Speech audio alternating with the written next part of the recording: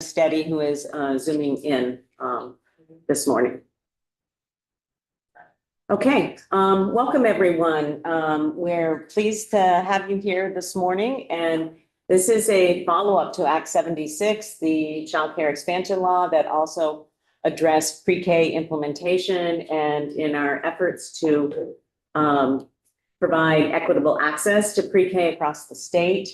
There was a pre-K implementation committee charged with several different things, and it's been working over the last 18 or so months. And there you can find the report both on the House Education and the House Human Services website.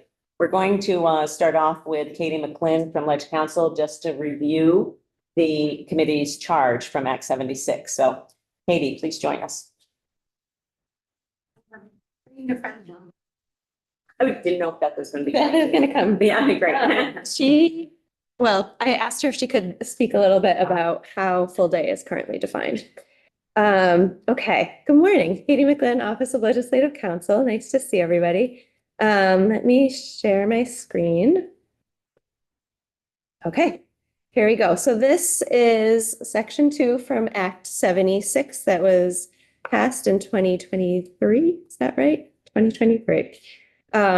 Feels like yesterday. So this section created a committee that was to look at pre-K. I realize House Education took a deep dive yesterday looking at what the state offers in terms of pre-K. But because this committee is sort of tasked with looking how pre-K could be changed, I thought it might be useful just to give a very high level overview that what is currently in place in Vermont is a publicly funded pre-K system for children that are 3 or 4 by the time their district says a child has to be 5 to be ready for kindergarten. Or they could be 5 and not yet ready for kindergarten. The benefit is for at least 10 hours a week for 35 weeks of the year. So very high level, but that gives you a sense. So in terms of the legislative language, subsection A creates the committee. It creates the Pre-K Education Implementation Committee to assist AOE in improving and expanding accessible, affordable, and high-quality pre-K education for children on a full-day basis on or before July 1, 2026. The pre-K program under consideration would require a school district to provide pre-K education to all children within the district in either a public school or by contract with private providers or both. So what we talked about in House Education yesterday is that currently parents and guardians have the option of where to take advantage of those 10 hours of pre-K. They might choose to have those 10 hours of pre-K from a pre-qualified private provider or from a pre-qualified public provider. So this language has a conversation around it possibly just being provided through the public school or just by contract with a private provider or both. And then we're changing what we think of as the pre-kindergarten child here. So child or children means a child or children who are 4 years of age on the date by which the child's school district requires kindergarten children to have attained 5 years of age or 5 years of age and not yet enrolled in kindergarten. So that is a shift from the current 3 years and 4-year-olds. Katie, can you just flip back up just a sentence or two? Yeah. So and I'm not sure how it was described yesterday, but I think that it's important to highlight the pre-kindergarten program under consideration would require a school district to provide pre-kindergarten, and that's not currently the case. Is that correct? Right now, if a district doesn't offer pre-kindergarten, they would pay for pre-kindergarten education to be received elsewhere, whether it's a private provider or paying another district to provide that service. So a family has access to it, but there isn't anybody responsible for assuring that that is available within the district. Yeah. Thank you.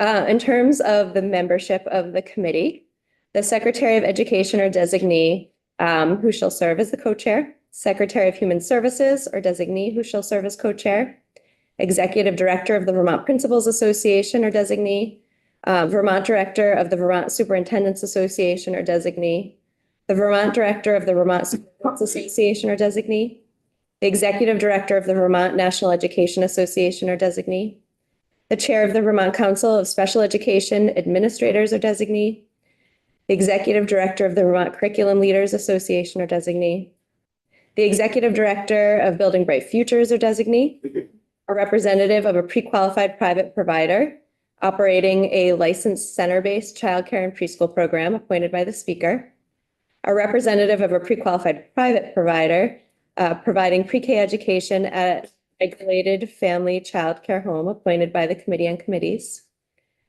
the Head Start Collaboration Office Director or designee, Executive Director of Let's Grow Kids or designee, a representative appointed by Vermont After School Inc., a representative appointed by the Vermont Association for the Education of Young Children, a regional pre-K coordinator appointed by the Vermont Principals Association, two family representatives, one with a child 3 years of age or younger when the committee initially convenes, and the second with a pre-kindergarten age child when the committee initially convenes, appointed by Building Bright Futures. And then lastly, a member of the School Construction Aid Task Force appointed by the Secretary of Education. In subdivision 2, the committee shall consult with stakeholders necessary to accomplish the purpose of this section and includers, this must include stakeholders with perspectives specific to diversity, equity, and inclusion. And then we get into the responsibilities of this committee. The committee is to examine the delivery of pre-K education in Vermont and make recommendations to expand access for children through the public school system or private providers under contract with the school district or both. The committee shall examine and make recommendations on the changes necessary to provide pre-K education to all children by or through the public school system on or before July 1, 2026, including transitioning children who are 3 years of age from the current 10-hour pre-K benefit to childcare and early education. And then specifically, the committee's recommendation shall consider the needs of both the state and local education agencies, the minimum number of hours that shall constitute a full day for both pre-kindergarten and kindergarten. I'm going to pause there and turn it over to Beth to talk a little bit about the definitions of full day. Beth St. James, Office of Legislative Counsel. I am the Education Policy Attorney in Leg Counsel. So Vermont state law currently in Title 16 in the Attendance and Discipline chapter, there is a subsection in section 1071 that talks about the hours of operation for school. And it reads, within the minimum set by the state board, the school board shall fix the number of hours that shall constitute a school day, subject to change in order of the state board. So every school district is responsible for setting the number of hours that constitute a school day, but within the minimums set by the state board. And then the state board sets the minimums. And for purposes of this conversation, I'm just going to share what the rule says about kindergarten. So for the minimum hours for a kindergarten program to be considered a full day is a minimum of 2 instructional hours. However, in any calendar week, 5 school days may be counted if the total number of hours of instructional time is equal to or exceeds 10 hours per week. Can you say that last part again? So if we're just looking at one day, it's a minimum of 2 instructional hours. But in any calendar week, you can count 5 days as school days if the total number of instructional time provided over those 5 days equals 10 or more hours. So theoretically, 10 hours a week is could be considered minimum full-time. Yes, when we're thinking about compulsory attendance requirements, yes. Yes. Thank you. Thank you. Okay, I'm moving back to the list of responsibilities of the committee. Subdivision 3, whether there are areas of the state where pre-K education can be more effectively and conveniently furnished in an adjacent state due to geographic considerations. benchmarks and best practices to ensure high-quality pre-K education, measures to ensure capacity is available to meet the demand for pre-K education, special education services for children participating in pre-K in both public and private settings, any necessary infrastructure changes to expand pre-K, costs associated with expanding pre-K, including fiscally strategic options to sustain an expansion of pre-K, recommendations for the oversight of the pre-K system, and any other issues that the committee deems relevant. Moving on to the assistance, the committee is to have the administrative, technical, fiscal, and legal assistance of the agencies of education, human services. If the agencies are unable to provide the committee with adequate support to assist with its needs, then the agency of education shall retain a contractor with the necessary expertise to assist the committee. The report, as you know, is due before December 1, 2024. Oh, sorry, on or before December 1, 2024. Committee is to submit the report. You have already received it. The report shall include draft legislative language to support the committee's plan. I don't know if you want to know all about the meetings and compensation. No. Okay, great. All right.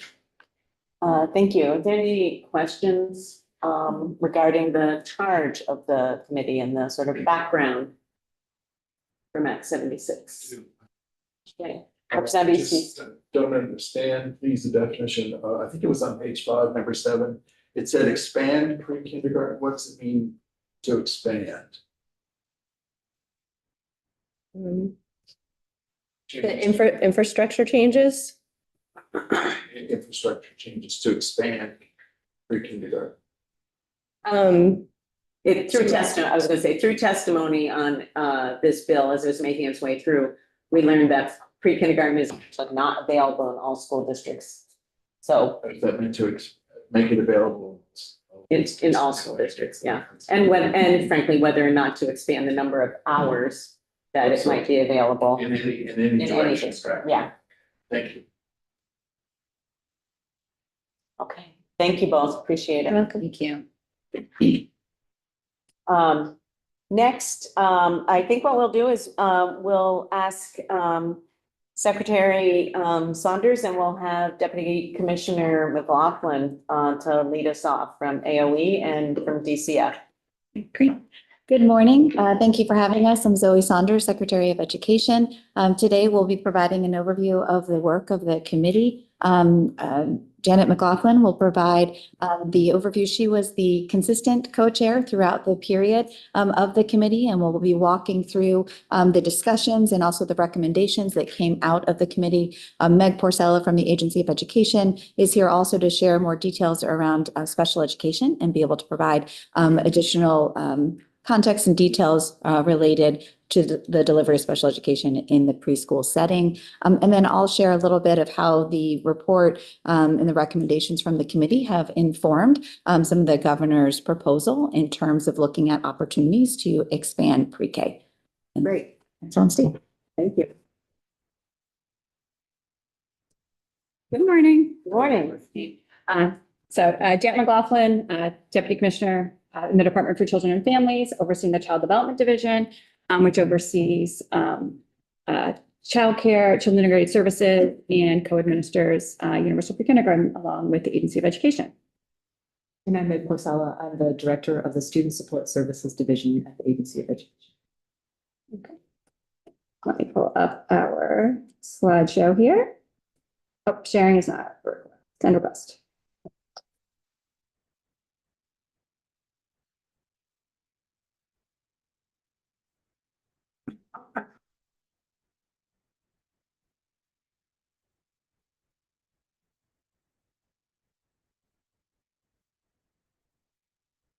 Okay, we covered our first slide. And I just wanted to offer to you, right, that this is that we were really excited to look at pre-kindergarten as a shared team, as a state.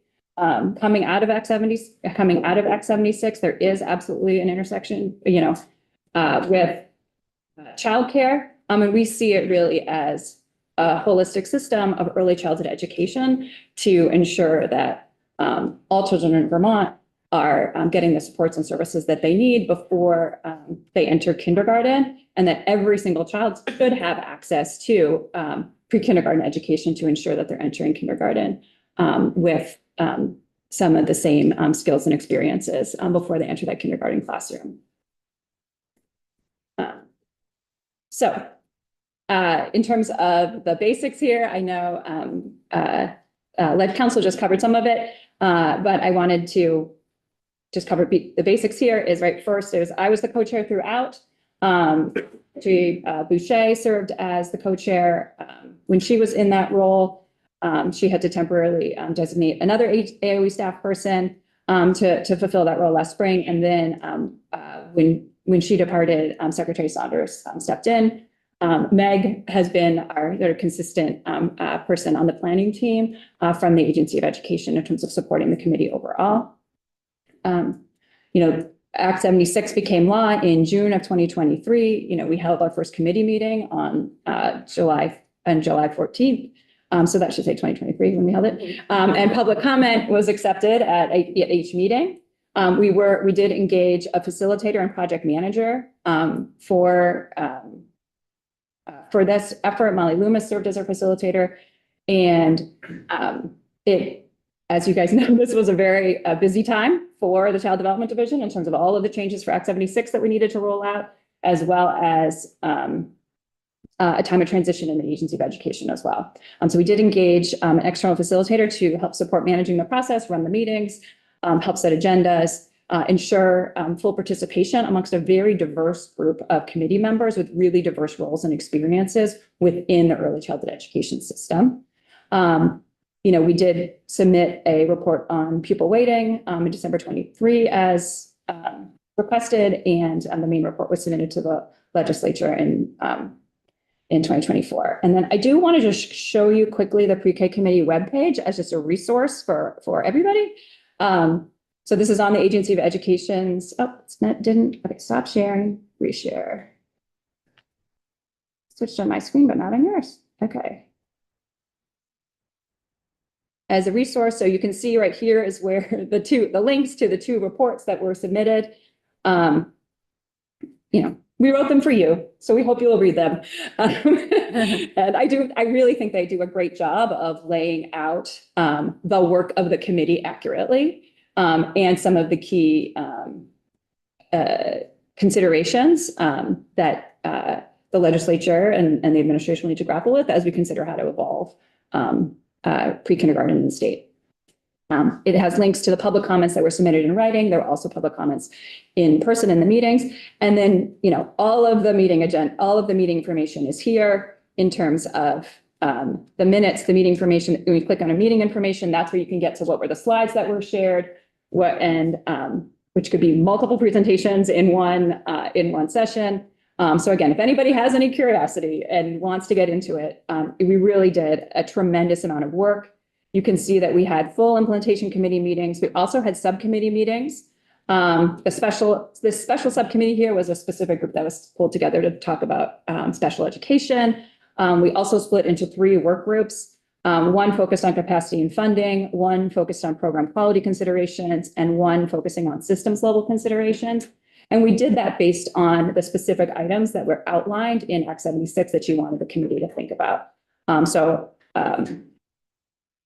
want to make sure you guys have that. And then down here is the list of committee members so that you can see who specifically were named to the different seats that were outlined in the legislation. And that's obviously in the report and other places, but just wanted you guys to know this is another place for you. And this also does have the email addresses for everybody who was on the committee too. If there's a specific perspective that you feel like you want to hear from or understand what their engagement was like, it's here for you to be able to reach out to them and understand their experience on the committee.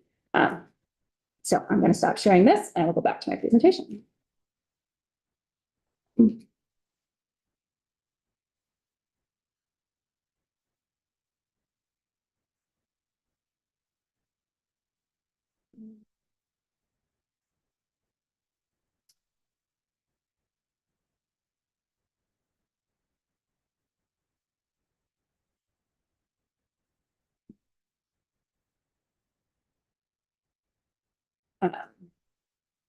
That's where we are, right? Okay, so, Budget Council went through this.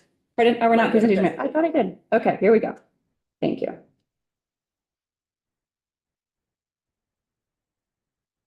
Okay. Thank you. Okay, so Budget Council went through this charge. We really thought about it as 4 major changes to pre-kindergarten that we needed to be thinking about. So again, that transition to a full school day, full school year, transition to focusing on 4-year-olds and 5-year-olds not yet enrolled in kindergarten, and transitioning 3-year-olds to childcare. As Representative Wood was saying, having the school district assign the responsibility for providing space for all eligible children, and that it was school district choice about when and whether to partner with community-based and private programs in other public schools.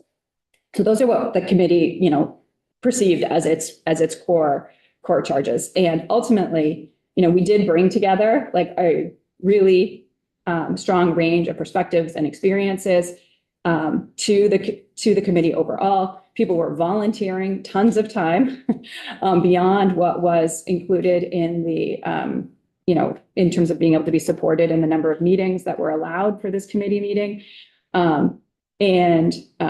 Ultimately, sort of the composition of the committee did require to spend really significant time initially getting everybody on the same page about pre-kindergarten implementation in Vermont right now. It has a pretty complex policy history, right? It's at the intersection of 2 different systems. And it allowed for really rich conversation, lots of learning, and new perspectives to really emerge and shared understanding to emerge. But it did not result in a detailed implementation plan or in legislative language. And so the report is very clear about that. We're very clear on that. And we do think, though, that the report, again, accurately summarizes the work that we did, and it's a really important contribution to pre-kindergarten, to the evolution of pre-kindergarten education in our state. The other thing I will note is that, the economic and political context for pre-kindergarten, for public education, right, dramatically changed from when Act 76 was passed until when we were trying to finalize this report last November. And so there was a, to the extent there were committee members that really had trouble engaging with the content, engaging with the committee last spring, because they were really focused on what was happening in terms of the legislature. And then even in this fall with the Commission on the Future of Public Education, again, it was really difficult to figure out how to come up with a detailed implementation plan when it seemed like the foundation was going to be changing.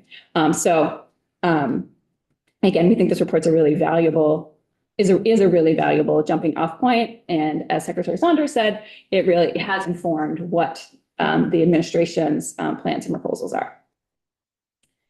Okay. I had a little bit on what is now, but I think Ledge Council copied most of it, not copied, shared. I copied it from you guys.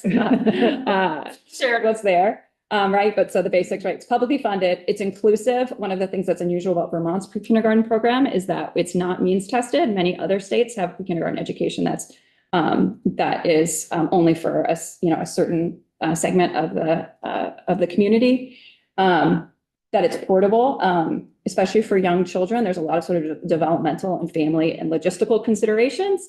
And so that having it be portable has been an important feature of the program so far. And again, it's based on the mixed delivery system, which is recognized as the best practice for early childhood education. And last fall, at the federal level, the Department of Education and the Federal Office of Child Care put out, a policy statement, affirming mixed delivery and using those words specifically as the best practice for ensuring access and quality for pre-kindergarten education.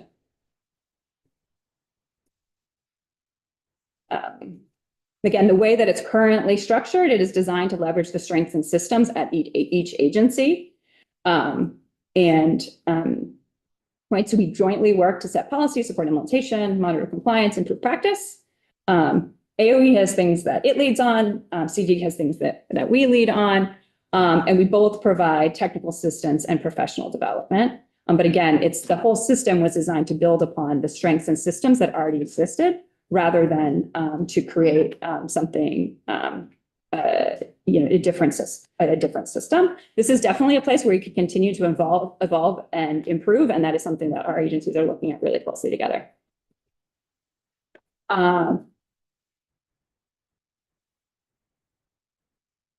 This, in terms of funding right now, right, the students enroll in their school district, and the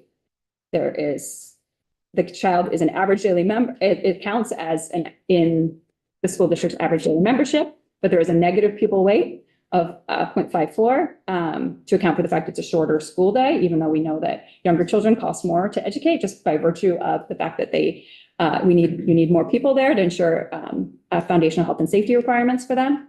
And there is a statewide tuition rate that is paid out from each school district to community-based providers of universal pre-kindergarten. Again, that is set each year and is something that the committee looked at. Okay. So the purpose of this slide is just to reiterate that for early childhood special education and inclusion in universal pre-K, that all young children with disabilities should have access to an inclusive and high quality early childhood program. And Vermont exceeds like benchmarks and performs higher than other states in providing inclusive experiences because of our accessible and flexible universal pre-K program. Right. And it's legally required to offer to 3-year-olds, to offer early child special education to 3-year-olds. Yeah. So that was, I skipped over my middle paragraph here, but I was coming Oh, back to it. That's okay. So IDA Part B, IDA is where special education funding, but Section 619 addresses specifically children who are age 3 to 5, and school districts are responsible through that IDA Part B grant for ensuring that those children age 3 to 5, no matter where they are receiving childcare or universal pre-K or not, that they have access to the services to which they are entitled. And we use the term in their least restrictive setting. And sometimes not being in childcare is that least restrictive setting, but they're still receiving services, and it's the LEA's responsibility.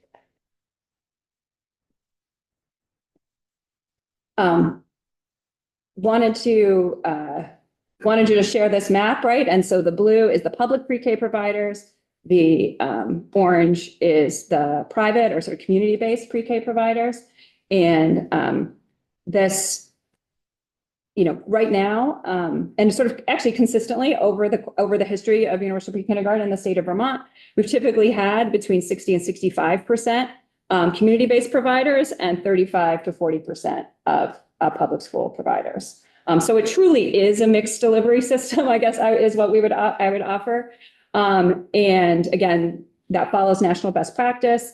And, it builds upon the resources for early childhood education that already existed in the state. Again, it's just different than K-12, right? The 0 to 5 structure, wasn't in public schools before. So an entire structure related to early childhood education already exists. And so now this is about how are we how are those married, and how are we leveraging the strengths that are available and the resources that are available. I have a question here, Representative Donahue. So it looks like there's 2 supervisor unions that have neither public nor private. How do they meet the requirement of the 10 hours? Let me see. So the ones that are, so it depends. So that if it's some of those are I think one on the edge, right, is a non-operating school district. And so they up in Essex County. Yeah. So that's a non-operating school district. So some of those students would attend one of the approved programs in a neighboring district. And that is something that happens right now. School districts do pay other school districts, for kids that are on for kids based on what the parents choose. So they'd have to travel to another district to get them. Yes. And which is what they do for kindergarten. I mean, to be clear, like for those places, that is what they do for some of them, that's what they do for kindergarten already. And then there is an issue related to access for children that borders of the state that has not been solved yet in the history of universal pre-kindergarten. So for those students that do attend school in New Hampshire or in another state, we don't have a way for those pre-K students to access pre-kindergarten right now. And that's the thing that the committee looked at and has some suggestions on. We don't have and considerations on. We don't have a formal recommendation at this point. But again, all of these things are tied up in the bigger conversation around public education funding and philosophy in the state and how we're thinking about geographic considerations and limitations for older children as well. Does CCFAP travel over state border? You have to be a Vermont resident to receive childcare financial assistance, but you can use it in another state. But somebody from another state can't qualify for it here. So did you feel like from the data that you gathered that every 3, 4, and potentially 5-year-old has access to pre-K in the state? Well, so definitely not in those geographic areas I was just talking about. Right. And then no, there absolutely are places where we know that families can't find a pre-K placement that works for them. And so in terms, and that the data collection, it needs to be, and analysis capacity needs to be strengthened, which is something that has been a priority of Secretary Saunders, right, since she's arrived. I do have some information on my next slides that I think will be helpful to think about that question. So this is pre-kindergarten enrollment. This is the fall numbers. And so you can see 2014 is when Act 166 passed. And before that, I think it was an Act 72 of, I don't know what year it was, 2007, anyway, an earlier year. That had allowed school districts to the option to provide pre-kindergarten and to do it in a partnered way. We received that. My understanding, I wasn't here at the time, but my understanding at the time is that the conversation recognized that eventually some school districts were doing a really good job of it. Some school districts weren't doing it at all. And so Act 166 was put into place to expand access. Rather than putting a really specific mandate on every school district, they instead allowed parents, created a process by which there could be multiple approved programs and by which every parent could have access to a publicly funded spot was the intention. And we see that access increased dramatically during that time period. Obviously, huge drop during COVID. And, we're now pretty much back up at where we were for the pre-COVID levels. So to the extent to which what we were doing before through Act 166 seemed to have achieved a lot of the goal around access, I think that is true. Again, we're all for figuring out how we can, improve access and accessibility for families. And then the next slide, this one's maybe a little trickier to orient yourself to.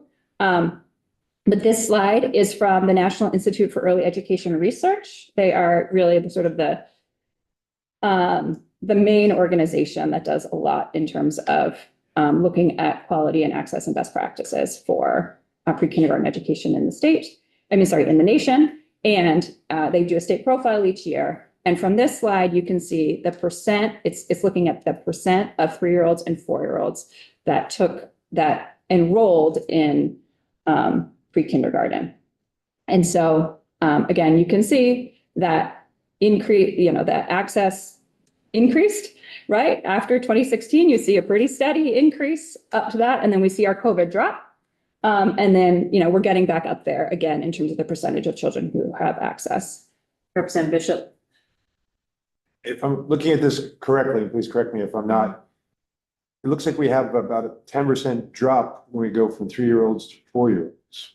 Mm-hmm. Yeah. What would explain people opting not to have their children remain enrolled? There probably are some some availability and capacity considerations that again they're tricky to tease out in the data for 3-year-olds, but also, there are a lot of parents who want to educate their kids at home, or they decide that they want to keep them enrolled in a high quality early childhood education program because that's what has wraparound in summer and is what works for them better than what better than using universal pre-kindergarten. So, and that's, I will say, we still even at this, we have the second highest enrollment of 3-year-olds in pre-kindergarten education nationwide. So, but it just is, I mean, just entering into the formal education system, some parents, don't necessarily want that as early as 3. So just to be clear, you're not necessarily saying that or let me just put it this way. Am I correct to say that just because a 3-year-old or a 4-year-old doesn't take up pre-kindergarten doesn't mean that they're not enrolled in high quality childcare?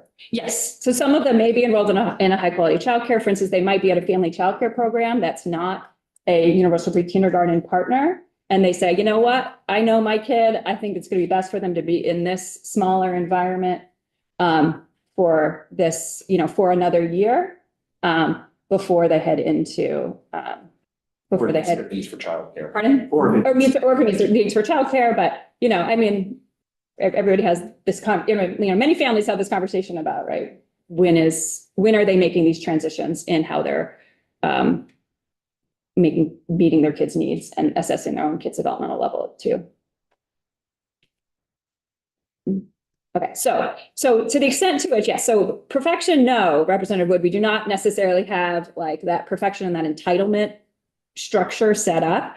But I do feel like we can see that the trends of the current system were heading us in the right direction. And again, to the extent to which uptake, you would never expect 100% uptake. You would expect three-year-old uptake to be lower than 4-year-old uptake. Our data is aligning with what we would expect to see, and really with like some of the best available programming in the nation. So this is also, and I'm taking you on the journey that the committee went on a little bit too, because the committee had all of these questions, and we had NEAR come in and present this data, come in and present around cost, capacities, best practices, looked at, indications of quality. Like we really dug into the national best practices, the current data on the program as the foundation before we broke into subcommittees.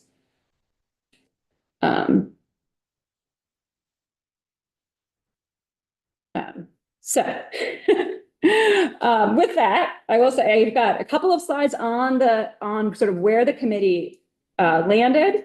There is so much more rich detail in the report, and we're also happy to answer questions. But in terms of the committee recommendations, again, the committee was not able to vote on a full suite of recommendations that addressed each one of the considerations. But there was agreement on 4 foundational recommendations. The first was around maintaining the 10-hour-a-week benefit for both 3- and 4-year-olds. This question of 3-year-olds no longer having access to publicly funded pre-kindergarten really took up a lot of time and discussion in the committee, required a lot of hand wringing, had a lot of public comment addressed it. And, ultimately, the vote at the end ended up being looking at these first 2 recommendations together. So we said, the committee as a whole said, please don't remove 3-year-olds. And yes, we should expand, and we should expand starting with 4-year-olds. We took a vote on these first 2 together, and everybody voted affirmatively. There was a couple of abstentions, but nobody voted against these 2 recommendations. And even for the people who abstained, one of them abstained because they wanted it to say a 10-hour-a-week entitlement as opposed to benefit. So they wanted it to be even stronger. And another abstained just because of the concerns around recommending expansion at a moment when the public funding environment is difficult, and putting an extra unfunded mandate on school districts they were concerned about. Yeah, definitely, obviously, the education landscape is much different from when Act 76 was passed to when you were submitting your final report. I'm not really sure how, even if you're looking at that together, that provides an assurance that at a minimum, 4-year-olds have access to pre-K in the state, whether it's public school or private pre-K. That doesn't assure access to me, those recommendations.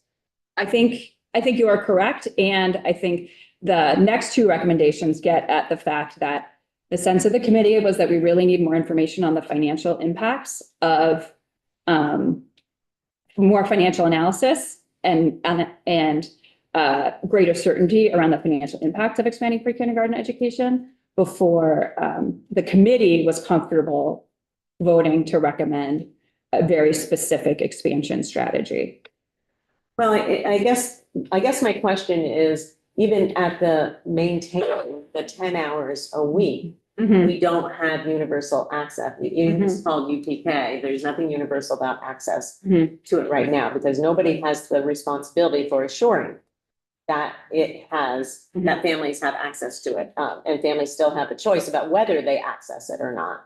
I get that. So I guess I'm a little perplexed how a committee, who spent a long time and dug really deep into a lot of these questions. When we're talking about equitable access for students in a public education system, couldn't come out with a recommendation that says all 4-year-olds should have access and the school system should be providing that access or arranging for it. That troubles me, to be honest.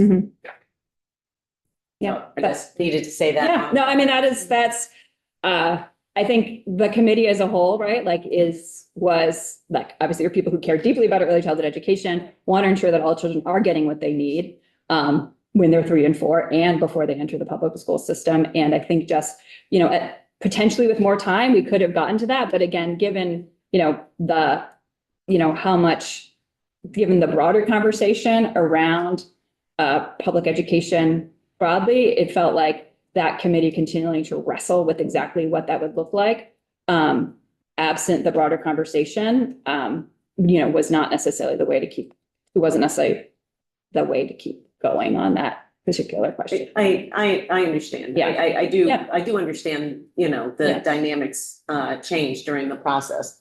We can't lose sight of the fact that this is actually already part of the public education system. So it's not like an add-on. It's already there. It's just not there for everyone.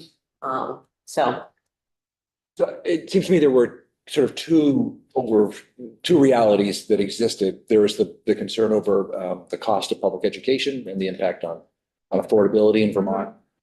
And then at the same time, we also had a new childcare funding system come online, which I would argue has greatly opened up availability to high quality childcare for many people, including 3 and 4-year-olds. To what extent did that new reality enter into the conversation? It didn't. Honestly, I would say that it didn't really enter into the conversation that strongly because the strength of pre-kindergarten and the point of again this public funding, right, is theoretically that every child should have access, and there are children that cannot qualify for childcare financial assistance because you have to have a service need and you have to have a specific income threshold without pre-kindergarten education. And we also see pre-kindergarten education that the quality measures associated with pre-kindergarten education program are really important to establishing that pathway into kindergarten, including some of the assessments that are done with children, the communication between the community-based programs and the school districts.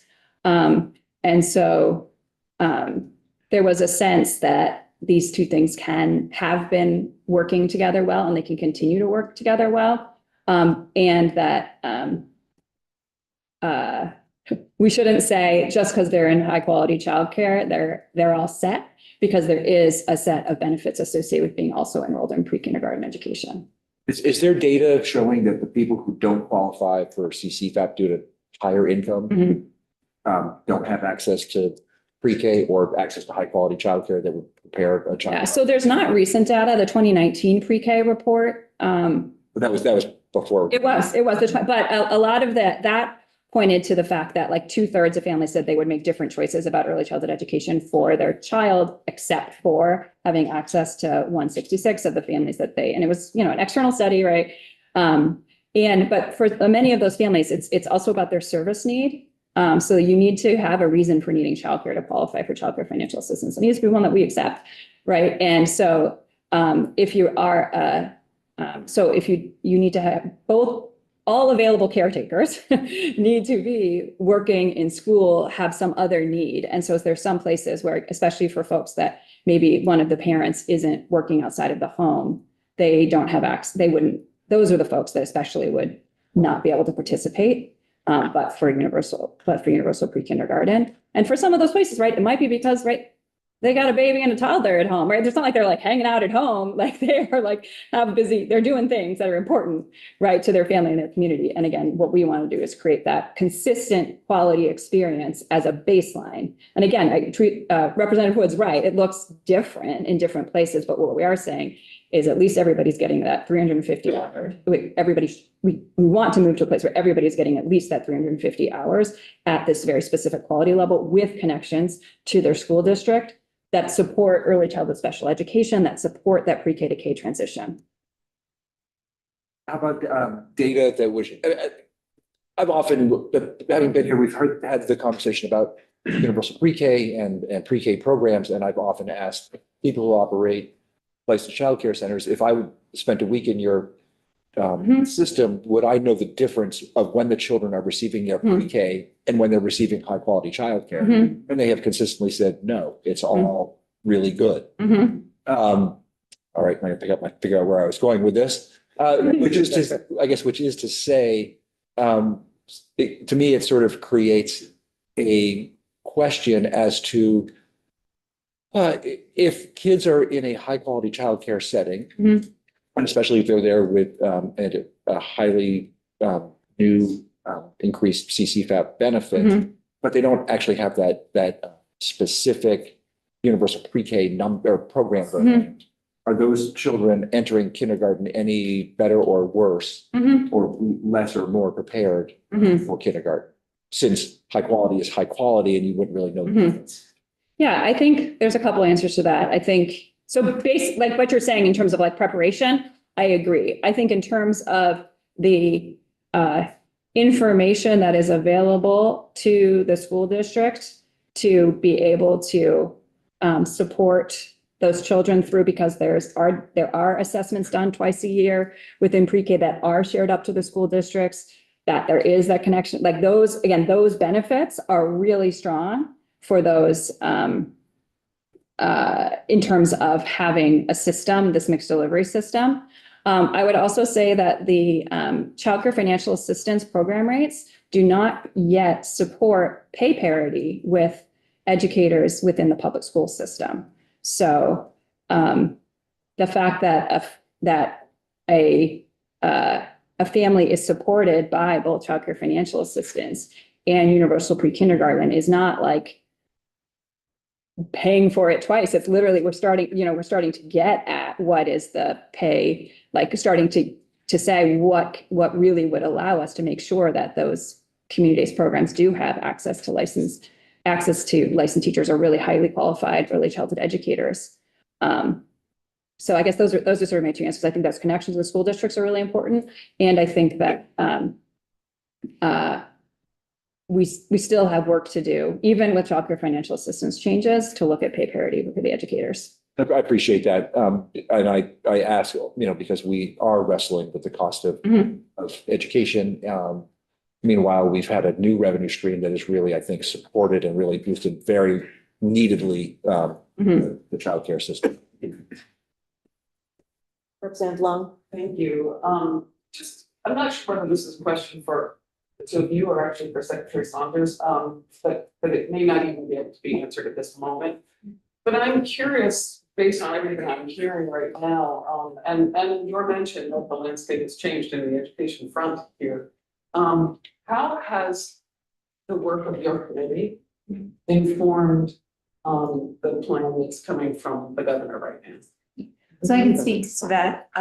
So I joined the committee as chair as they were wrapping up in the final months. And one thing that was really clear was we had some challenges in terms of evaluating data and analyzing data. So that has been a priority for us at the agency, and we will be providing in the coming weeks some additional data analysis for your review based on the work that we've done and based on really the primary areas of inquiry from the committee. The proposal from the governor is very supportive of expanding early childhood education in preschool particularly, and builds off of the recommendations of this committee. So as part of the proposal, it does recommend governance changes along with changes to the funding and changes to education quality to ensure shared accountability.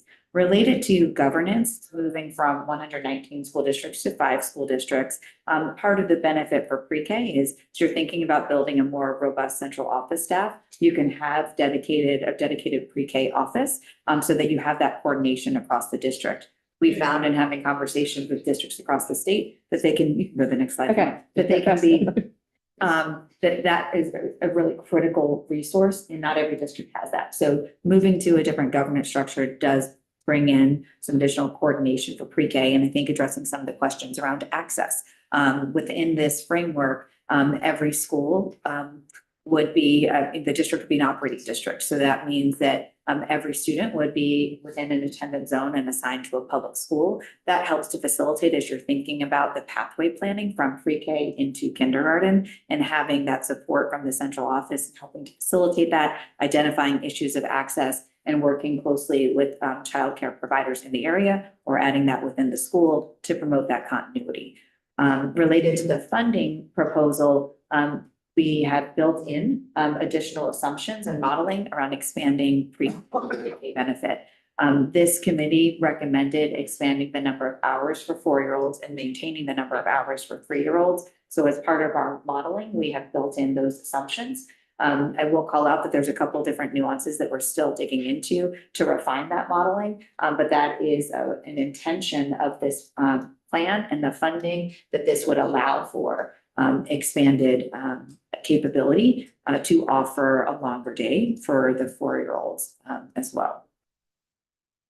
So, can I get back to my specific question about then, does the governor's transformation proposal place the onus of responsibility with school districts to assure that there is access to pre-K Yes. for 3 and 4-year-olds? So it instead of just being a benefit, it is a part of the educational program. So it would be through the district that they would have that oversight. And again, having that office dedicated within the region to support the coordination for universal pre-K access.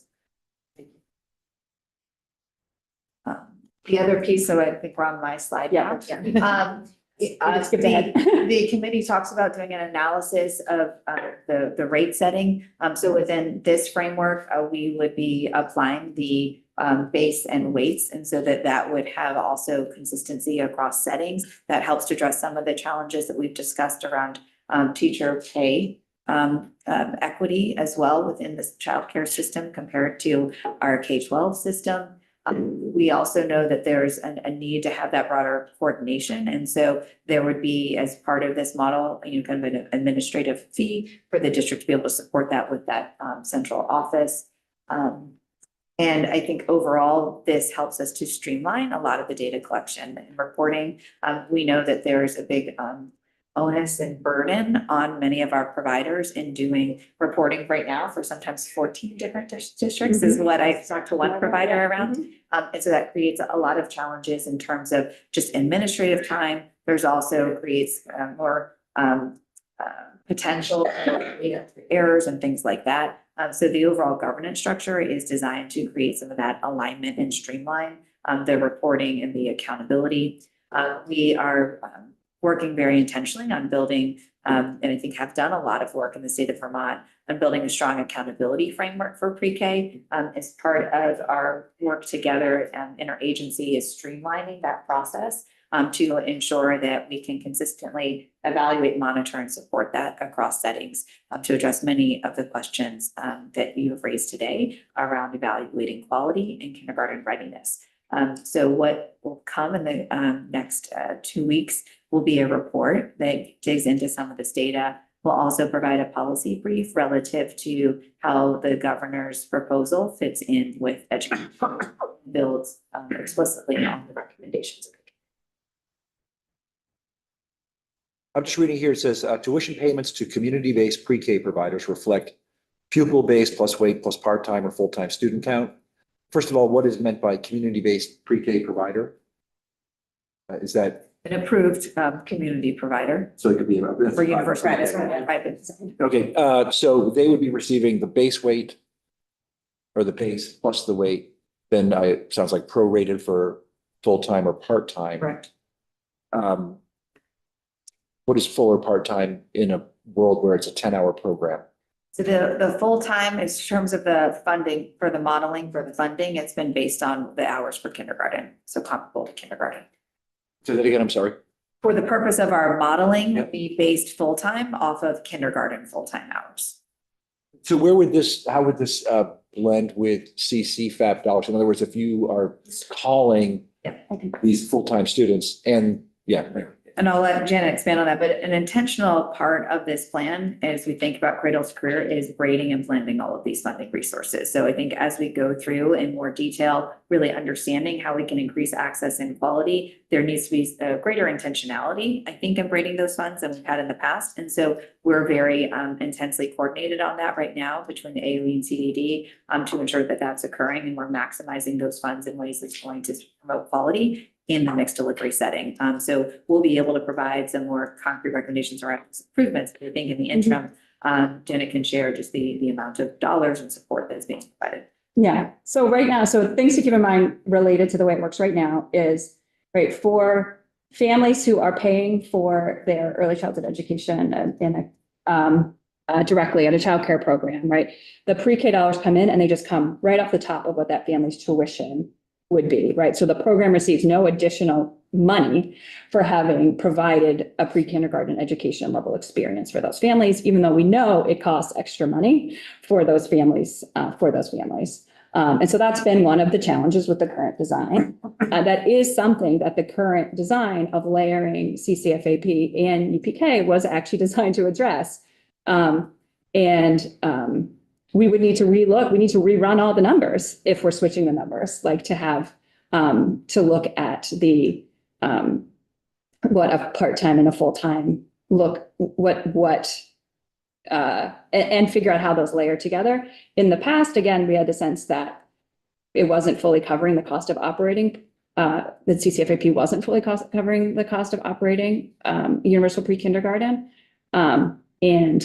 We knew it definitely wasn't doing it for private pay families. So we need to rerun the numbers. That is the basis of the recommendation from the committee to say, we need to relook at pupil weights. We need to relook at how much it actually costs. CDD has done some of that analysis already. We worked with the vendor. We'll have a report out in the next couple of weeks that starts to do some of that cost of care analysis. The current tuition methodology was established again in 2014, and it's been updated only on an index over the last 10 years. And we know some of the base assumptions in there related to staffing costs and insurance have changed differently than maybe what this index is. So we're in the process of actually doing a real cost of care analysis, looking at UPK quality standards and what the additional costs are of UPK, as well as what the costs are of running a 4 or 5 star high quality early childhood education program. And that is what CCFAP wants to support, right? Is every program being operating at those high levels. So whether this supplants or is additional to CCFAP or how that all works, it's TBD. It's TBD, but there's a structure right now, right, where theoretically, it's not designed to, there also is a place, I would say also right now for families where for childcare financial assistance, where you have a service need, we look exactly at how many hours a family needs of care based on what their work and school schedules are. I mean, it's a very detailed process. And we subtract the 10 hours that are funded by universal pre-kindergarten from that family's service need too. So some of that concern that maybe we're paying twice for the same hours is also addressed through that. But again, we do need to rerun these. We need to rerun the numbers now with new information and a new system, which is what the committee recommended we do. And what I'm seeing, Representative Conlon, is maybe the answer to your very first question about when you enter in the mixed delivery system, the private pre-K, whether or not you see a difference between the high quality childcare and the pre-K. I think in the future, the answer to that might be yes, because there'll be more hours, more resources. There'd probably be different quality licensed teachers. I mean, that's all what the vision is. So I want to make sure that we have sufficient time for our other witnesses as well. And so any final questions or any comments that I know we kind of skipped over one of your slides. I want to make sure you have an opportunity if you have something you want to say.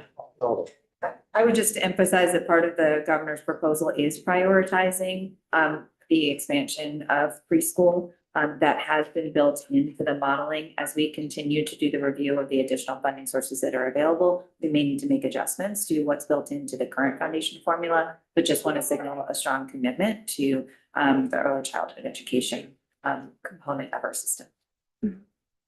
Representative Bishop. I'm trying to wrap my head around a little bit, the full-time student and the hours that looks like and what that looks like in the out-of-school hours, both during the school year and during the summer. And if I'm following the conversation, it seems like CCFAP and other funds combine to figure out, does that leave sufficient support for families for those out-of-school hours to ensure that working families, two working parents, one working parent, single parent, that they have the supports they need to ensure that they can remain in the workforce and that their children have high quality care. That's exactly the work we're doing. Yeah. And and you can think of it similar to kindergarten, right? So in kindergarten, you have a publicly funded education, and then you can be eligible for childcare financial assistance for after school care and for summertime care. So, that option, we would imagine that more of that option would be available, or there may be 21C program at that school, but they just need to work on but we would need to work on what would be those after school and summer options for 3 and 4-year-olds. Because again, most of that is handled right now through these full-time year-round programs. And so when we're talking, it's a real part. It's in the report. I didn't touch on it here, but it is in the report around some of the needs that are what we needed there and some of the analysis there. And it is part of just a broader commitment within the administration to looking at universal after school. But even right now, the current analysis, I think it said that maybe 42% of it was a percentage lower than 50% of K-5 kids had access to after school care right now. It's different based on different communities. But again, we'd be adding, 3s and 4s onto that, into the number that we still need to meet there, which again, that's fine. That's our job. That's what we're here to do, but that would be a consideration.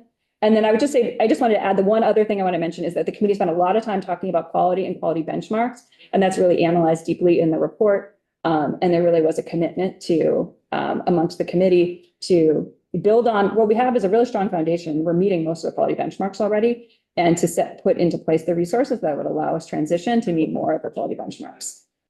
So I just wanted to flag that quality is absolutely an important part of this conversation, and it is addressed in the report. Thank you. Thank you, all three of you. We appreciate it very much. We're going to one of the unique, but shouldn't be so unique in our legislative work, is having an evaluation component of Act 76. And we assign that, the legislature assigned that to Building Bright Futures for the purposes of this. And so we are happy to have Dr. Crossman with us today. Welcome. Good morning. I haven't been in front of the Education Committee yet. So for the record, Dr. Morgan Crossman, I'm the Executive Director of Building Bright Futures, which is Vermont's Early Childhood State Advisory Council. Hannah's going to be sharing our slides this morning. So Hannah, if you want to pull up the slide deck while we transition. One of the things I want to say before I start through actual talking points is I really appreciate the committee asking questions around the comprehensive system, right? You've asked questions around the data, you've asked questions around pre-K, but also around childcare and out of school and after school care. And we can't think about any one of those pieces in isolation. So for today, I'm going to be doing a high level overview specifically for the Ed Committee on BBF's role. I'm going to do a quick snapshot of data and the key indicators to pay attention to about the current status of pre-K. Some of that data you heard from the Deputy Commissioner. I have a little bit more data to share around Chair Conlon's question around how we know whether or not pre-K is making an impact and what that looks like. And then I want to talk about some of the other data that was captured through the Pre-Kindergarten Education Implementation Committee, because while you heard that there was a lot of work done, one of the things that you didn't see was significant survey data, and we have way more data now than we did at the start of that committee. And then I'll end by telling you about the State Advisory Council's reps based on all of that data. So Hannah, if you want to do the slide share in slideshow view, and move to our next slide. Primarily for the Ed Committee, Building Bright Futures role is named in state and federal statute. We are your primary advisor on children and families prenatal to age 8 and the early childhood system. We serve as a nonpartisan quasi-governmental entity. We do not directly lobby for or oppose any specific piece of legislation or bill. Our job is to come in and help support you in understanding the outcomes, the system of services for kids and families, and provide recommendations. Our role in the system broadly is to hold the strategic plan outside of state government for kids and families and to coordinate among all of the entities responsible. So every agency, department, and division that serves kids and families, our legislature, as well as private and community-based partners.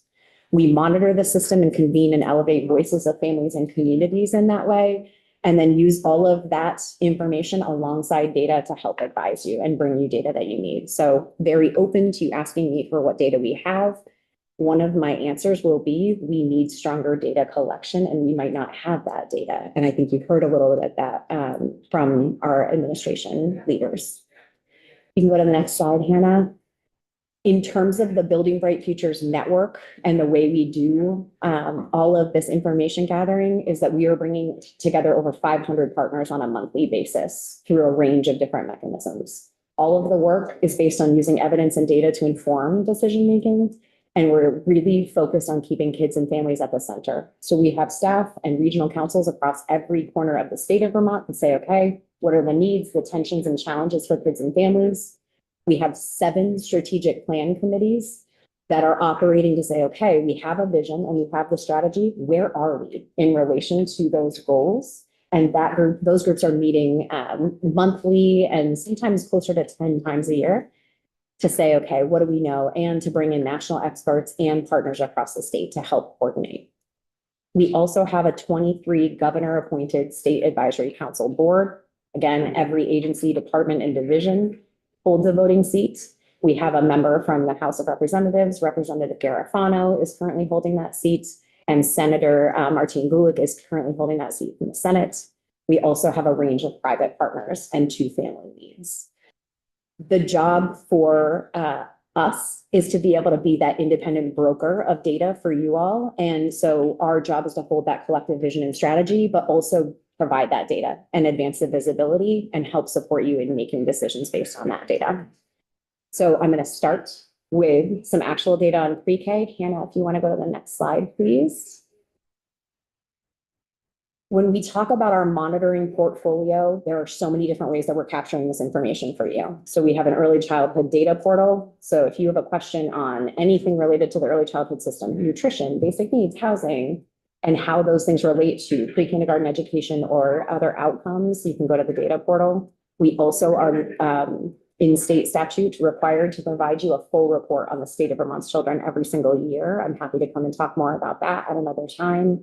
We have data briefs. We are charged strategically by the legislature to monitor Act 76. And in terms of how we support advisement, that might look like for this group, providing you data, indicators, and best practice. So next slide, Hannah, to talk about the pre-K data. on that last slide was my 7-year-old who petitioned to come and testify with me today because she does not have school. All right, so what do we know about our current system? Some of this you just heard from the deputy commissioner and our secretary. The first thing is to look at our trend in enrollment over time. We've seen the increase over time. We are back up now to pre-pandemic levels. This chart does show you that the 2024 data that was provided by the Agency of Education. So we really are looking at having gone back to where we were pre-COVID in that increase over time. And so that's about 8,700 kids in the state of Vermont.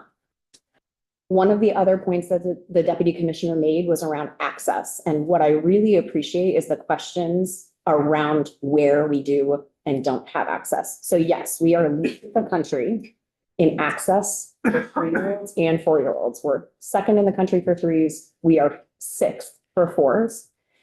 And that's amazing. We want to maintain that access. However, one of the big challenges that we face is looking at our data and understanding what parts of the state for whom and under what conditions. So that is something that you'll see come through the state advisory council's recs. We need a systematic way to be monitoring the system through both the state agencies, but also with communities and through Building Bright Futures. Because right now there is not a beautiful systematic way to capture the information that you all need. On the capacity front, one of the most important things about when you're making changes, again, you heard earlier, is where our capacity lies. We can give you the number of slots or the percentage of what is in public and community-based programs, but the ability to break that down by regions in all the different corners of the state and then provide you information on the breakdown of 3s and 4s, that takes more. We need to have systems in place to do that well. But what it does show you is that about 60% and consistently over time is in private and community-based programs. And that's really important in a rural state like Vermont. We've heard the definition and the discussion about mixed delivery and where we're leading the country in that area. What you didn't hear yet is about child outcomes. And this is what I want to stress the most in this session on data. When we're looking at outcomes for kids, there are 3 main things that we have found in the last couple of years. And this was most recently published by the Agency of Education through the Ready for Kindergarten report that is available.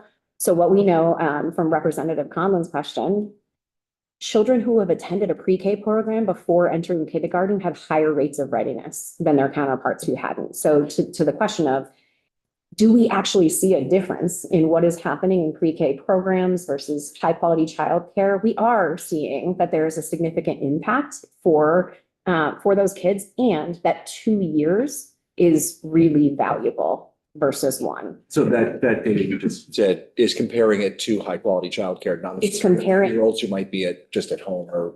We don't have that breakdown in this moment. It is just the alternative for kids that we do not know, the kids that are either receiving high quality childcare or are not receiving service provision. So right now, that data tells us that attending high quality pre-K is valuable and important, and we are seeing higher rates of readiness for kindergarten. And then our national research is telling us that 2 years is better than 1. It's really important for kids to have high quality pre-kindergarten education and high quality learning experiences for 2 years. Sorry, go ahead, Representative. Sorry, to interrupt you, but maybe a question for you, maybe a question for Janet, but do we know the percentage of 3, 4, and 5-star programs that are considered high quality in Vermont that are not UPK certified? Not off the top of my head, but yes, we would know. Okay. We have that data and can get back to you. Related to the last 2 points that you're making there, does your data differentiate whether or not they were in a private pre-K or a public pre-K system in terms of their math and social emotional development outcomes? I believe that the Ready for Kindergarten data does show that breakdown. And I believe, I'm going to look at Janet, that there were not differences, that we actually saw that it was high quality, right? But I'll get back to you and double check. Okay, thank you. The other indicator is a new one that I want to call your attention to, where we're using national data and actually seeing that, again, our children in Vermont who are 4 years old are actually meeting or exceeding expectations in math and social emotional development. We're seeing positive trends in that area. So again, we're seeing that those high quality settings that kids are in with high quality early childhood educators is making a difference both in readiness for kindergarten, but also in social emotional skills, development, learning, and in math. So when we're thinking about all of our data, yes, access is important. We need to understand where our kids are, what they have access to, how many are served, who's not being served, and in which corners of the state.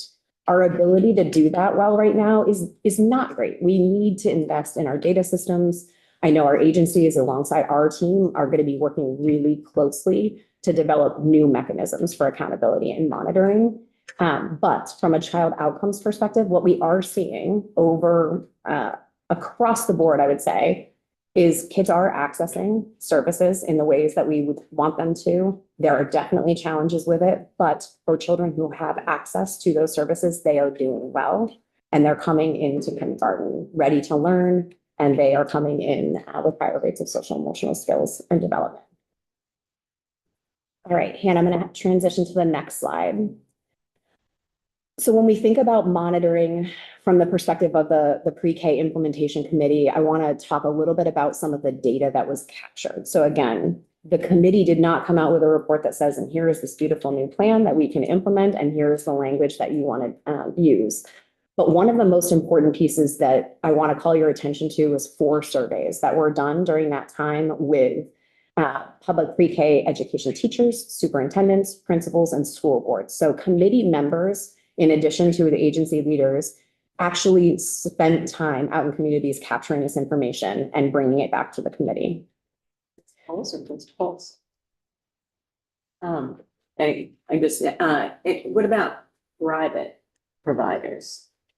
Great question. So we have so much additional data that was captured even before this surveying effort that gives the perspective of our private program. So even coming in. So I just want to make sure that it was a balanced Correct. look at both. And what I'm hearing you say is that there really was not sufficient data prior to this work on the public side of things. So they spent efforts trying to gather that. Absolutely. So as part of Act 76, or even prepping testimony for Act 76, one of the things that Building Bright Futures did was a ton of information gathering with private and community-based partners in coordination with folks like Let's Grow Kids and First Children's Finance and Vermont AYC and folks across the system to say, okay, what do we know about the current status of our system? And what are those perspectives? Those were all provided to the committee as part of data. So that is not a part of my presentation today, but we have that as well, if you're interested. The reason this is so valuable and important is because there were misconceptions about how folks were thinking about what we need to do and what we currently have in place to expand our models. I'm not going to go through the extensive thematic analysis. I'm going to call your attention to the high level, but this data is all analyzed and summarized at the end of that report. It's incredibly valuable. So as you're trying to make decisions and want to understand what your partners and across communities think about and what they want you to be thinking about, these are the themes. That's where that data is. There are quotes as well as kind of those summaries. So the first thing they want you to hear is about infrastructure. Anything that you're doing related to expanding universal pre-K, whether it's in public or private programs, but especially for public programs, is what it means for the actual school infrastructures. How are we looking at retrofitting classrooms, expanding transportation, deferred building maintenance, thinking about age-appropriate spaces like bathrooms, playgrounds, heating and cooling systems, right? Things that are different based on the ages of kids that we serve. And again, is reinforcing the need to maintain that mixed delivery model because we do have existing school infrastructure needs. The second is around workforce. And this one isn't necessarily just about the workforce shortage, right? We actually have a need for high quality early childhood educators, special education staff, personnel, support staff, right? And any transitions away from the current model will impact the ratios and the number of people you need in spaces with children. So a lot of the workforce conversation that was coming into play during this committee, the committee's work was, if we were to do something different with 3-year-olds and 4-year-olds, what would that impact be on the workforce across the different settings? And what would it mean for children in terms of access to special education? In terms of the impact on 3-year-olds, again, you heard the committee overwhelmingly come in and say, we need to make sure that we are providing high quality learning experiences for 3s. We know that having access to universal pre-K is supporting developmental outcomes. And the biggest challenges that they were worried about was access to special education. So again, as you're hearing from the administration in plans to think about the expansion, these are things that we want to be thinking about. What does that expansion mean for kids with disabilities and special healthcare needs? What is the impact on our schools? You heard a little bit about regulatory and oversight issues, right? Partners across the state want to see simplified oversight and regulation across agencies. They want that transparency and communication. And I think you're seeing that start to come into play. They are also really calling for a stronger partnership between the communities, the public and private community partners, but also the state and LEAs. So what does that relationship look like? And how do we support the strength of that as we are trying to transition? The biggest thing that came up across the board was finances, because everything I've already mentioned to you has financial implications, right? And it does require significant funding for staff time and infrastructure, transportation, technology upgrades. You heard a lot about pupil weighting and adjustments to what it means to actually provide high quality pre-K. And because of the moment of time we were in when this surveying happened, there was so much discussion about the strain on school budgets, right? And so what is our responsibility to help also educate families and communities in this moment about how school budgets are being handled at the same time as we're talking about big changes in the education system? And so how do we do that well? Another piece that came through was around the importance of mixed delivery. Again, not surprising, but the need to provide flexible options for families, particularly in rural areas. And I think one thing that wasn't talked about until just at the end was the impact on after school and out of school time care, right? So any changes to how we think about the childcare system and universal pre-kindergarten education has a significant impact on the need for and the current offerings for after school and out of school time care. And that is all part of how I want the committees to be thinking about the integrated system, this very comprehensive system of how we're providing services to kids and families. I already talked a little bit about special education, but I also want to say one of the major things we continue to hear is transportation needs, right? So if we have 10 hours a week of universal pre-K, what does that mean for how a child gets to and from different spaces? What does it mean for families' work schedules? What does it mean for equitable access if there is that level of transition? So specifically from the family's perspective, how are we thinking about the impact on families? How are we thinking about the impact specifically for our kids with disabilities, mental health challenges, and special health care needs? Before I transition off of this slide, I want to also call attention to areas of agreement, because I'm throwing a lot of hey, here are our concerns and all of the things that we want you to hear as you're trying to make a difference in this system. Everyone wants to see a coordinated approach for pre-K expansion. We want to do what's best for kids and families. We know that we want to maintain high quality options and pre-K for 3-year-olds in a mixed delivery model. The right approach is to expand and start with 4s.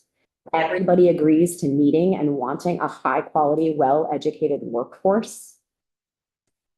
We need to truly understand the cost across settings, and we need data infrastructure systems and capacity to actually do a better job of monitoring where our kids are, what they have access to, and more importantly, who doesn't have access and where in the state. Candy, you can go to the next slide.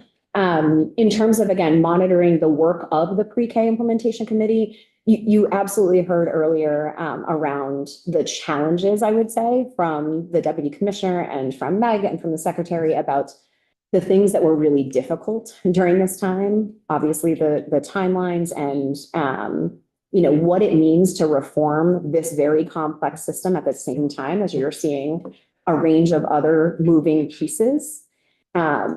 Leadership transitions across the agencies, so many evolving political tensions. But the biggest one I want to call your attention to is data. Everything that you asked for was really hard to get access to. There are still reports that have not been submitted to the legislature outlining what we know about the system. So it was great to hear the secretary say there's more data coming.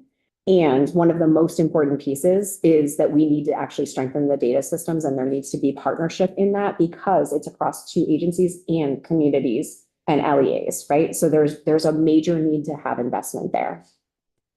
On the strengths though, and I'm ending with strengths very strategically, the facilitation and the people that were working to build this committee and move through the work was so incredibly strong. So Molly Loomis came in and did a really great job of setting up those work groups. We had committee members allocating so much time. They were collecting data, they were coming in and giving presentations to other committee members.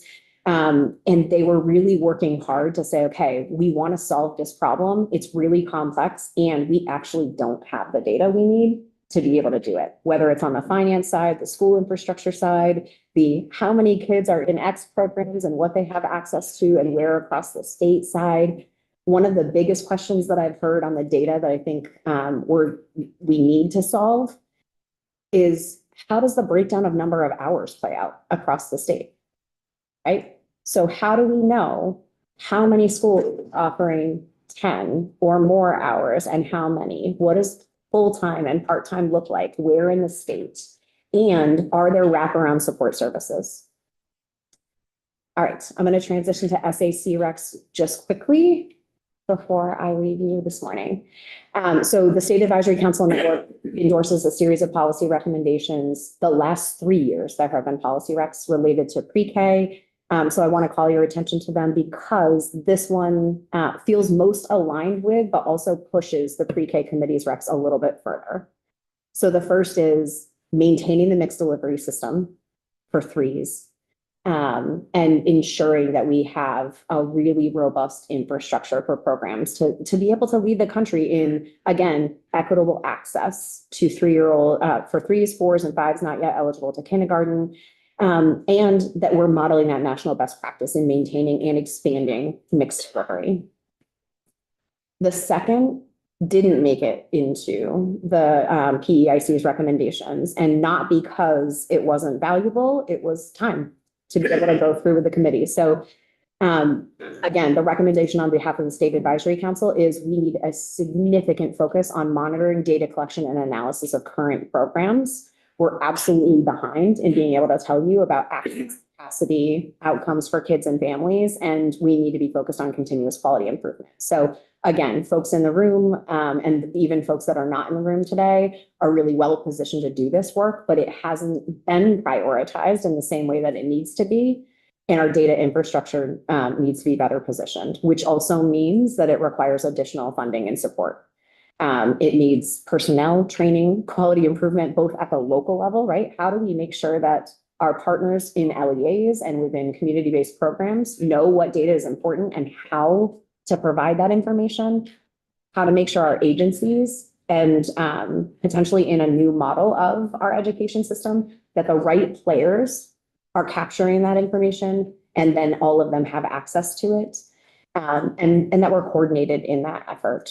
So in closing for this group, I think I can't underscore the value of the current system that we have and the need to fix the challenges. We are not in a space where every child has access to what they need. So we do have some problem solving, but we are also in a really great space to expand and really strengthen things that are working well. We need better data and better partnership to capture and track that and monitor it over time. But I think the committee should be proud of at least where we are right now. And as you're thinking about taking next steps in pre-K, I'm happy to come back in and talk to you more about some of the qualitative work and the information that partners have provided. Thank you, Dr. Crossman. Appreciate your ongoing work in this space and we will obviously be continuing to work with you and hear from you in the future about it as well. Thank you. I'm going to skip to Sharon Harrington next It's on Zoom. on Zoom. Here we go. Good morning, Sharon. Good morning. Give me 1 second here. Great. Floor is yours. I think that I am here as I should be. Excellent. Good morning. For the record, my name is Sharon Harrington, and I am the Executive Director for the Vermont Association for the Education of Young Children. Some of you may know Vermont AUIC is a nonprofit organization that is the largest membership organization for early childhood educators in the state, and we are the state affiliate for the National Association for the Education of Young Children, known as NAEYC, one of the country's leading early childhood education organizations. In Vermont, Vermont AUIC works to advance equity and excellence in early childhood education. We also partner with the Child Development Division to administer a broad range of programs and services for early childhood educators. This includes Vermont's Early Childhood Education Quality Coaching and Support Program, known as SPARKS, which directly supports increasing stars, which we've referenced earlier today. Vermont's Early Childhood Education Youth Apprenticeship Program, the Teach Early Childhood Scholarship Program, Professional Development Grants and Bonuses, and the Vermont Early Childhood Education Student Loan Repayment Assistance Program. I'm not going to be sharing slides today, and I would really like to focus my remarks specifically on the considerations for young children, their families, and early childhood educators. You've already received an incredible amount of information, so my comments will be brief. I'd like to begin by starting about what's working well. At the heart of everything we do at Vermont AUIC are Vermont's young children and their families. We, as early childhood educators, do what we do in service to them. As you've heard from my fellow PEIC members, Vermont's current universal pre-K program is working well for many of Vermont's children and their families, and is also supporting the quality and sustainability of early childhood education programs throughout the state. The current model is child and family centered. It allows families to choose the setting that works best for their child and their family's needs through a mixed delivery system, especially children from working families who may need a program closer to where an adult in the household works than where the family lives. It also supports quality practices in childcare programs and strengthens early childhood program stability. A testament to the success of this approach are Vermont's UPK participation rates and child outcomes. As Deputy Commissioner McLaughlin mentioned earlier, Vermont is currently ranked second in the country for 3-year-old participation in state-funded pre-K and 6th for 4-year-olds. Our state's mixed delivery approach is helping Vermont to achieve some of the highest participation rates in the country. Our UPK program is also yielding positive gains for children. As Morgan just shared, according to the most recent Ready for Kindergarten survey report from the Vermont Agency of Education, in the 2023-24 school year, 87% of children who had attended a UPK program before kindergarten were assessed as ready for kindergarten, demonstrating at least a practicing level of kindergarten readiness on many items in the assessment, compared to the 79% of children who did not attend a UPK program before kindergarten. This is a strong indicator that our state's mixed delivery approach supports developmental best practices for young children, starting pre-K at age 3, limiting transitions for the child, and allowing for continuity of care and adult relationships. On a personal note, I've been able to witness the positive impacts of our state's UPK program from a family perspective, in addition to my view as an early childhood educator. Vermont's UPK program was one of the motivating factors for my daughter and her young family to move back to Vermont. They were able to enroll my granddaughter in a program that best meets her needs and the needs of her family. As working parents, they need full day, full calendar year program, and strongly believe consistency is crucial for their child who was born during the pandemic. They're pleased with their relocation to Vermont and are already looking forward to their second child having access to 2 years of at least 10 hours of publicly funded pre-kindergarten education, because the cost of full-time childcare is one of their major household expenses. Vermont AUIC agrees that there's still work to be done to strengthen Vermont's UPK program, and we believe that this can be achieved by building on what is currently working and continuing to grow our early childhood education workforce. We fully support the PEIC's recommendation to streamline administrative procedures and update the program's funding formula for both public school-based classrooms and childcare program-based classrooms. Additionally, Vermont AUIC supports expanding the number of hours funded for UPK. Nationally state-funded pre-K programs have shifted from part-day programming to full-day programming. According to the most recent national report on state-funded pre-K programs, 72% of children in state-funded preschool programs attend at least a school day program. This is up from 40% in 2010. Something I just want to elevate is another crucial piece to consider is how to strengthen Vermont's UPK program is our early childhood education workforce. Both public schools and childcare programs continue to struggle to recruit and retain well-prepared early childhood educators to lead classrooms. Vermont must continue to invest in workforce programs, many of which have wait lists and are unable to fully address the current workforce needs. This includes the Early Childhood Education Youth Apprenticeship Program, the Early Childhood Student Loan Repayment Assistance Program, and the Teach Scholarship programs. As indicated in the PEIC report, these supports have led to more early childhood educators in private programs attaining AOE licensure so that they can be qualified to be UPK partners. An effective on-ramp, these programs have supported career mobility in both the private and public sector. Vermont AUIC partnered with the Agency of Education on the Provisional Licensure Project, which has been another valuable pathway to achieve AOE licensure. Additionally, Vermont's early childhood educators have been working since 2018 to collaboratively develop a shared vision for clear professional pathways in this field. Vermont AUIC was proud to submit a Sunrise review request to the Vermont Office of Professional Regulation this past spring on behalf of thousands of early childhood educators. We understand that the number one indicator of quality in a young child's early experiences is the qualifications of the educator who spends their day with them. As you consider the findings of the PEIC and how to best strengthen UPK, I encourage you to remember the most important part of this entire program, Vermont's 3- and 4-year-olds and their families. We have the opportunity to build on what's already working well, expand access, and continue to ensure we have strong early childhood education workforce to support the education of Vermont's future generations. Thanks so much. I appreciate this opportunity. Thank you very much, Sharon, and thank you for being here this morning. Okay, and we are going to wrap up testimony this morning with Renee Kelly. Welcome. Yeah, good morning, everyone. Thanks to Hannah from BBF, who's going to share my slides and help me advance. Thank you. My name is Renee Kelly. I currently serve as the Vermont Head Start Collaboration Office Director, which sits within the Child Development Division within the Agency of Human Services. Just a little background for folks who might not know, Head Start Collaboration Offices were established in the Head Start Act, which was the same act that established our State Advisory Council.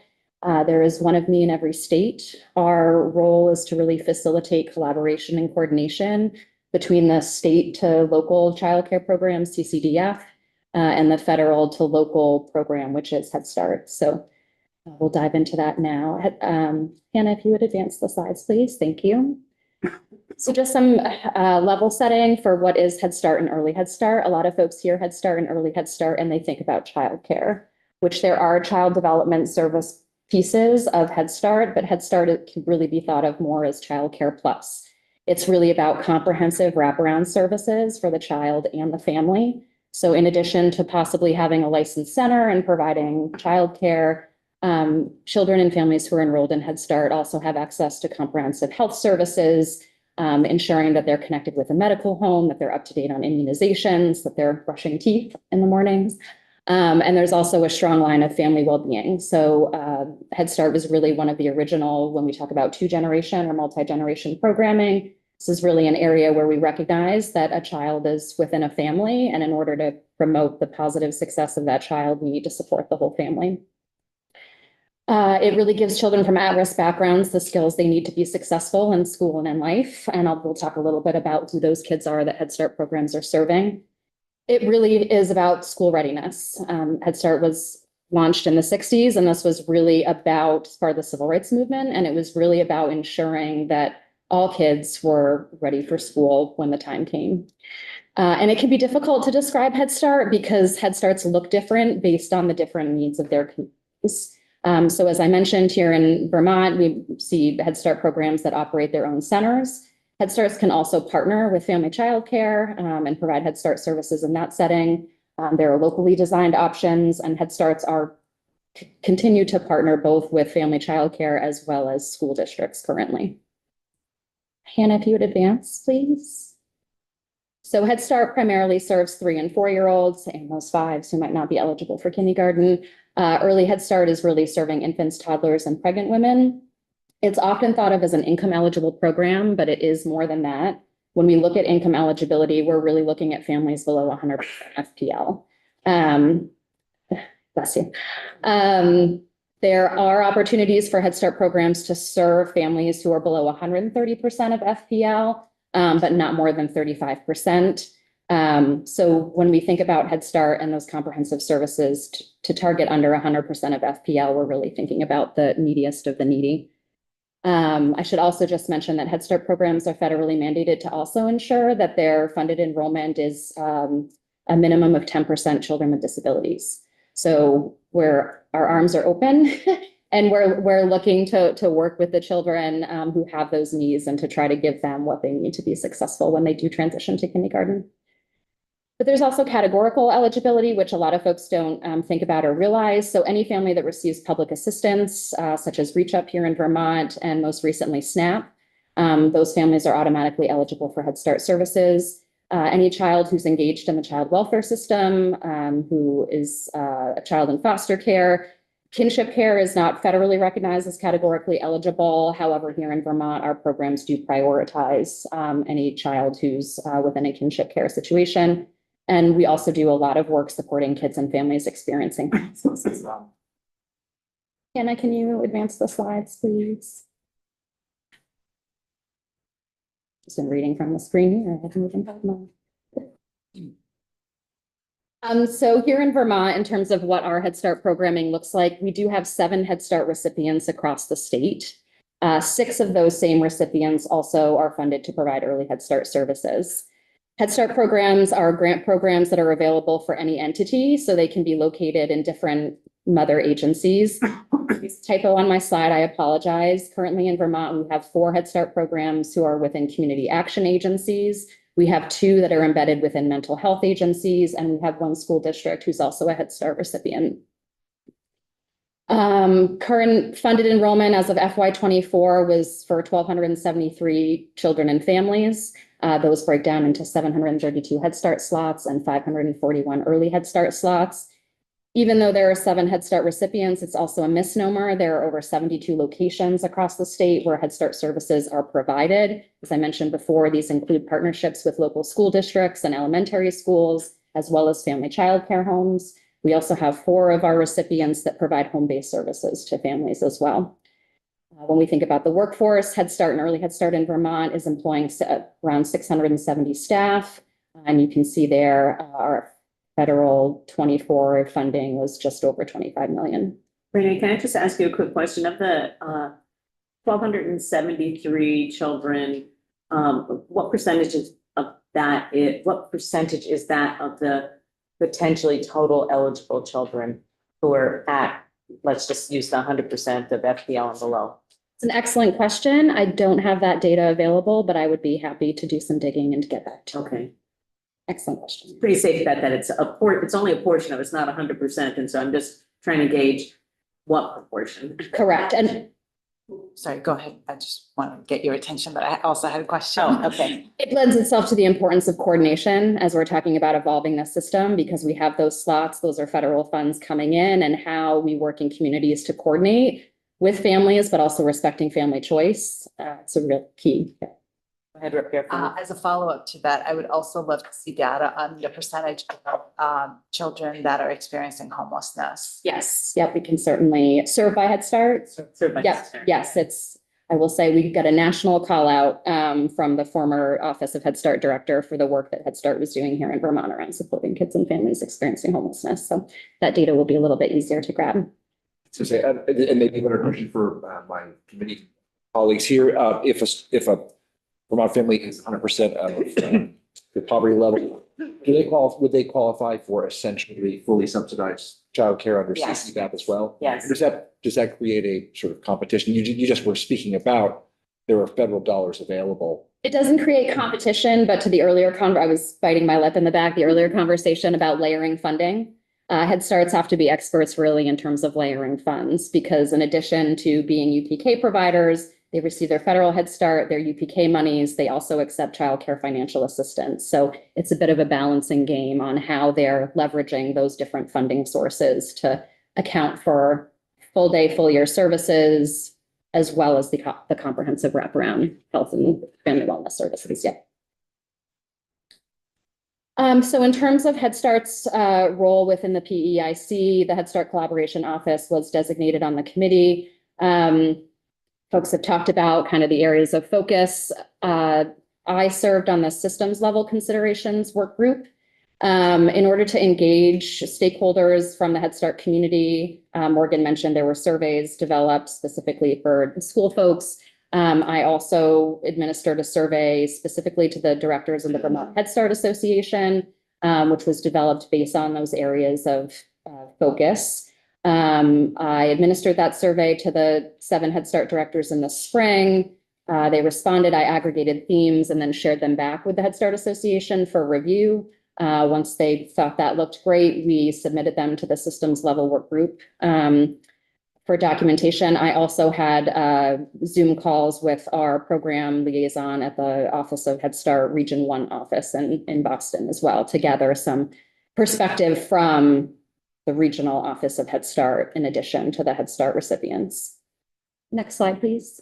And I know we're at time, so I'll try to be brief. Brevity is not my strong suit. Great, thank you. And I should probably look at my own screen, but I'm going to keep going there. So when we're thinking about value needs, some key considerations that were surfaced by the Vermont Head Start Association, as you've heard before, the importance of family choice and mixed delivery system. So mixed delivery, yes, yes, yes.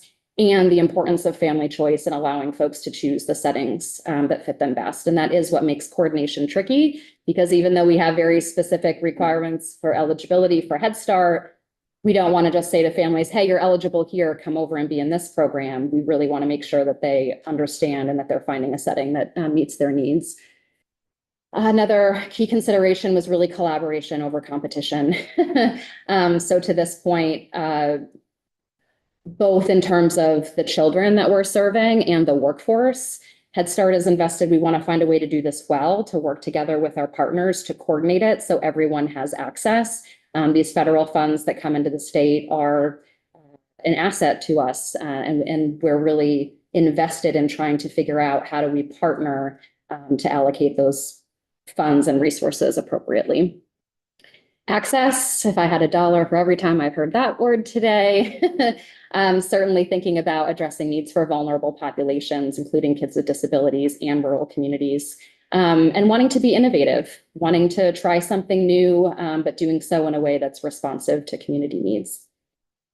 Next slide, please.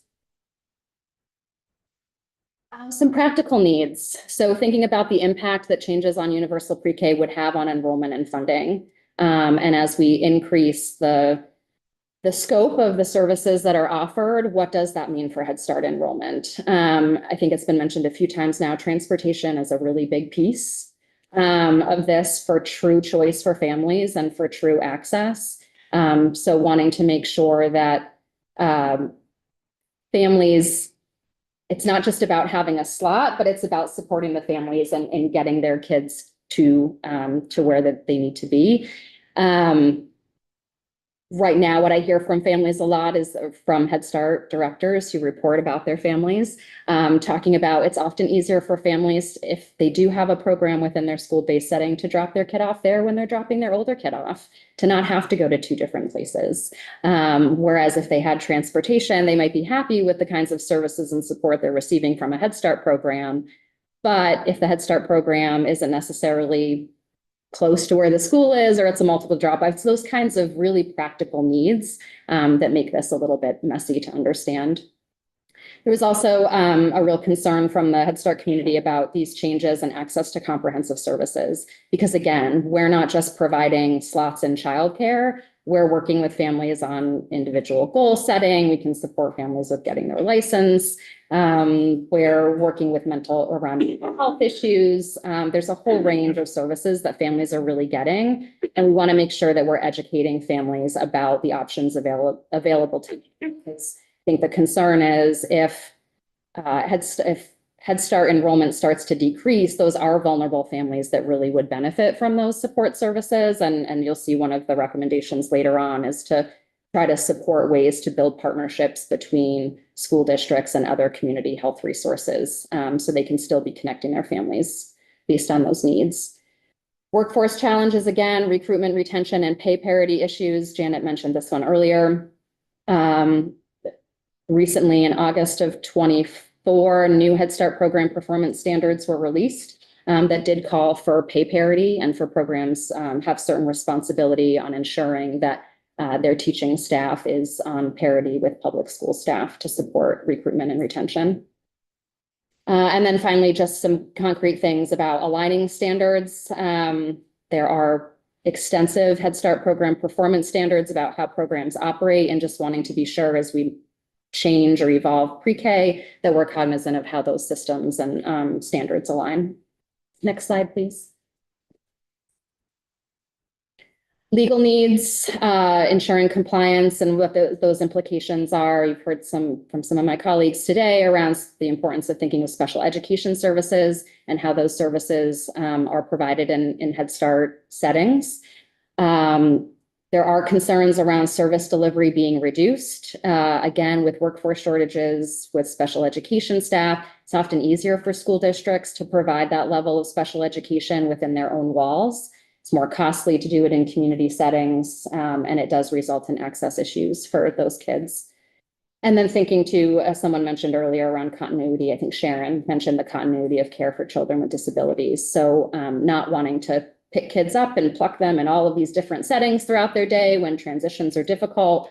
Really, again, understanding that high quality care and education comes from that relationship, and wanting those transitions to be minimized and for those kids to really have access to those strong continuing relationships with their caregivers. Next slide, please. Two left, I promise. System oversight, considerations and recommendations. We talked a little bit about this before. There's a concern that if the choice is left to districts on whether or not to partner, that would result in inequitable access, because you will have some districts that are choosing to partner and other districts that aren't.